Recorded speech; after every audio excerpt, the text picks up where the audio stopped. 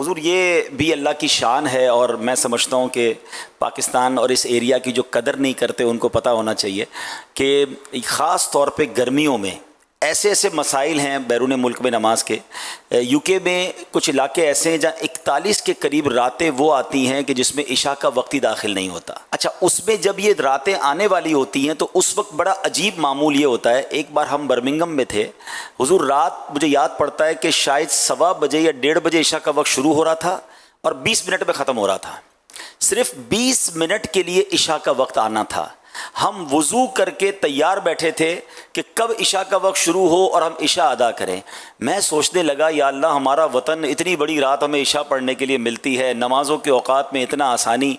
यानी वहाँ आप सोचें कि लोग अलार्म रख के सोते हैं क्योंकि 1:30 बजे तक जाग नहीं सकते। जब इशा का वक्त 1:30 बजे आना है तो वो काम काज से फारिग होकर मगरिब पढ़ के सो जाएँ, इशा के लिए अलार्म रखे उठें, फिर इशा के वक्त ख़त्म हो तो फिर फजर पढ़ें।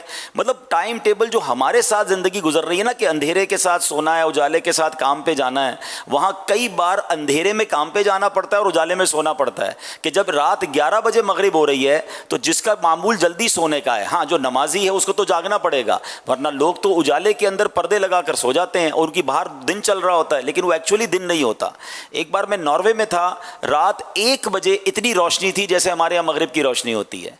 तो ये पाकिस्तान के जहाँ बहुत सारे लोग अजीब अजीब बातें करते हैं, मगर इस खित्ते में जो नमाज पढ़ने के लिए हमारे लिए आसानियाँ हैं, अल्लाह करीम ने जो ये मोतदिल दिन और मोतदिल रातें दी हैं, इस पर बाकायदा एक पूरा टॉपिक है जिस पर बात की जा सकती है। 22-22 घंटे, 21-21 घंटे के रोजे होते हैं। जी, वो रोजे की मैं बात करने लगा था कि गर्मियों में जब अभी अगले 4-5 साल और चलेगा ये मामला, कि जब गर्मियों में रमज़ान आता है तो 21 घंटे का रोज़ा, मगरिब की नमाज अदा करते हैं तकरीबन रात 11 बजे और तकरीबन रात 2 या 2:30 बजे फजर का वक्त शुरू हो जाता है। अब मगरिब बाज़ मस्जिदों में एहतमाम होता है कि आपको इफ्तार भी करवाया जाएगा, आप इफ्तार से फारिग होंगे तो इशा खड़ी हो जाएगी, तरावी पढ़ेंगे तो सहरी करेंगे, आप सहरी खत्म होगी तो फजर हो जाएगी। यानी वो जो 3 घंटे खाने पीने के मिलेंगे उसमें 3 नमाजें भी पढ़नी है, मगरिब भी पढ़नी है, इशा भी पढ़नी है, तरावी भी पढ़नी है और उसके बाद फजर पढ़ के घर जाना है।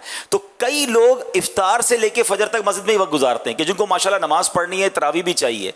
अब आप बताएं, अब वहाँ हमने जब देखा कि बड़ी तादाद में लोग रोज़े रखते हैं तो फिर हमारे वतन में उनके लिए भी सबक है जो 15-16 घंटे के रोज़े में डंडी मार रहे होते हैं। वहाँ वाकई वहाँ फिर भी रोज़े रखते हैं। हाँ, रोज़े रखते हैं ऐसी तकलीफ के बावजूद, आज़माइश के बावजूद, अल्हम्दुलिल्लाह। और गर्मियों में खैर वहाँ इतनी गर्मी नहीं होती, लेकिन 21 घंटे प्यास भूख तो लगेगी ना। जी जी जी। और 3 घंटे में कितना खा खा के और पी पी के पिएगा। ऐसा ही है। अल्लाह अकबर, अल्लाह अकबर, अल्लाह अकबर। नहीं, वाकई हमारा मुल्क जो है ना, वो इन नेमतों से मतलब यानी कि मुज़य्यन है।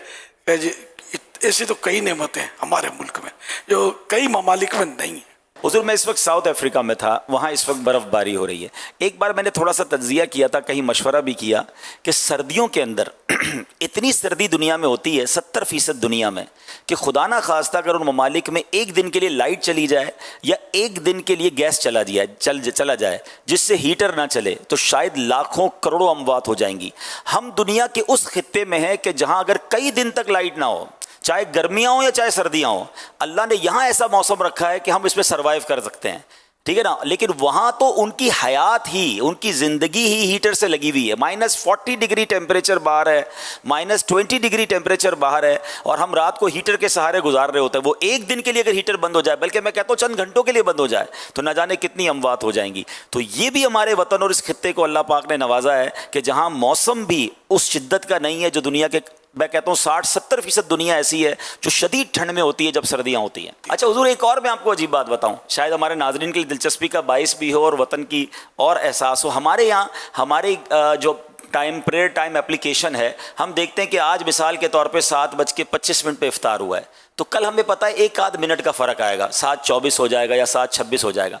वहाँ एक दिन में 25-25 मिनट, 20-20 मिनट का फ़र्क आता है। अल्लाह। यानी आप अंदाजे से कुछ कर ही नहीं सकते जब तक आपके पास प्रेयर टाइम एप्लीकेशन ना हो, कि आपको अंदाजा ही नहीं है कि आज 20 मिनट कम हो गए या 20 मिनट बढ़ गए हैं। इस कदर जंप आता है टाइम के अंदर नमाजों के और इफ्तार के और दीगर औकात। माशाअल्लाह, बड़ी मालूमात आपने इकट्ठी कर रखी है।